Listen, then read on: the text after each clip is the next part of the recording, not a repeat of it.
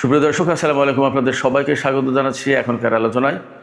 আপনাদের সঙ্গে আছি আমি সিরাজুল ইসলাম। দর্শক, আলোচনার শুরুতে আপনাদের সবাইকে জুমা দিনের মুবারকবাদ। দর্শক, ইসরায়েল থেকে আমেরিকা ২৭টি রিফুয়েলিং ট্যাঙ্কার বিমান প্রত্যাহার করেছে।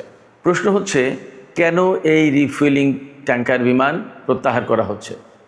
এর ভেতর দিয়ে কি ইসরায়েল এবং আমেরিকা তথা নেতানিয়াহু এবং ট্রাম্পের মধ্যকার দূরত্ব বা ফাটল ক্রমেই অনেক বড় হয়ে উঠছে, স্পষ্ট হয়ে উঠছে? এটাই কি পরিষ্কার হয়, নাকি এর পেছনে আরও অন্য কোনো কারণ আছে? এপাশে শোনা যাচ্ছে ইসরায়েলের আসন্ন নির্বাচনে ট্রাম্প প্রশাসন নেতানিয়াহুর পক্ষ ত্যাগ করতে পারে। তাহলে কাকে সমর্থন দেবে এবং তারা মধ্যপ্রাচ্যে কী ধরনের ভূমিকা রাখবে? এছাড়া এই যে নেতানিয়াহু ট্রাম্পের ভেতরে মতপার্থক্য ক্রমেই স্পষ্ট হচ্ছে, আসলে এর শেষ পরিণতি কোথায় গিয়ে থামবে এবং মধ্যপ্রাচ্যের ভূরাজনীতিতে এবং কৌশলগত অবস্থানে আসলে কী ধরনের পরিবর্তন আসবে? সুপ্রিয় দর্শক, এই বিষয়গুলো নিয়ে এখন আমি বিস্তারিত আলোচনা করার চেষ্টা করব। আশা করি আপনারা শেষ পর্যন্ত সঙ্গে থাকবেন।